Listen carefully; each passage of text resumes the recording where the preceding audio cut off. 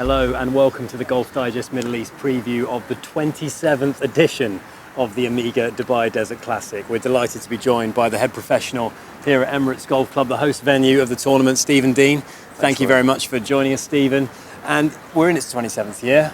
You look down the list of past champions of the Amiga Dubai Desert Classic, and it's really just a who's who, isn't it, of the legends of the game. Guys that you know by their first name, Ernie, Seve, Tiger, Rory. You know, it has produced over the years an incredible list of champions, hasn't it? For sure, you know, the rule of honour, as you say, you look down that list, is pretty phenomenal. And major winners as well. It always produces a great champion. We've seen that over the years. Last year with Rory McIlroy, again we expect a great performance from him this week after coming off a nicely played event in Abu Dhabi. I know he hasn't won that event, but he always seems to play really well there. Yeah, indeed. Rory playing himself into form down in Abu Dhabi and defending the title he won so impressively last year. We managed to catch up with the world number 2 at the Bose Store, Dubai Mall, a little earlier on in the week. You know, Tiger had a few venues where he had such great success. Dubai's kind of becoming that for you, isn't it, with the 2 Desert Classics and the 2 DP World Championships? Yeah, 4 wins here in Dubai on my career. It's been a good place for me. It really has. It's you know, it's sort of provided, you know, probably about 20% of the wins in my career so far, and you know, I've always played well here. I love the climate. I love the golf courses that we play. I mean, you know, the Emirates that we're playing this week for the Desert Classic is one of my favorite courses, and the Earth course at Jumeirah Golf Estate seemed to set up perfectly for me. So it's been a good place for me, and you know, I love coming back here. It's a bit like a second home for me now, with, you know, the relationships that I've built up throughout the years.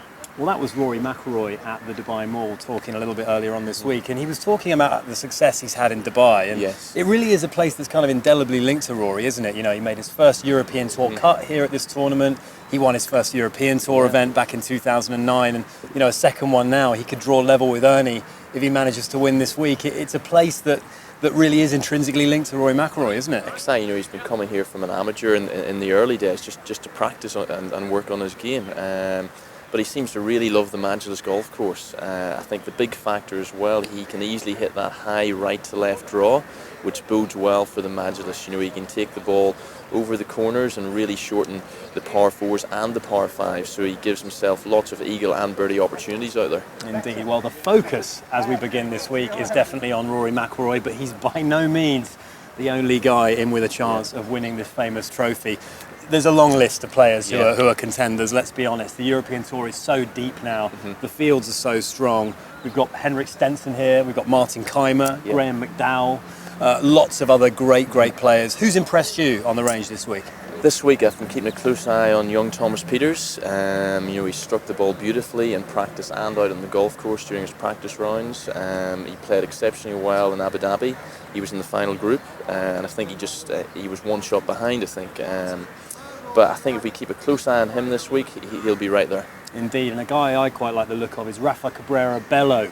Tied for second last week in Doha, played decent in Abu Dhabi as well, and he's a former champion here back in 2012, so he's got the course pedigree, hasn't he, Stephen?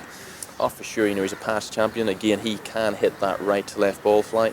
He's been playing well recently, like you said, so I would expect to see his name up there come Sunday. Okay, well, Rory and Henrik and all those guys at the top are all going to fancy their chances this week, but it really is a wide open field, and we think you should come down and enjoy this iconic event because it really has got the history and the pedigree, hasn't it, this tournament? It's got something special. Yeah, well, it's a spectacular golf course, Robbie. You know, this year the greens as always are very fast, but the fairways are firm. You know, so that kind of opens up the field to maybe some of the shorter hitters this year.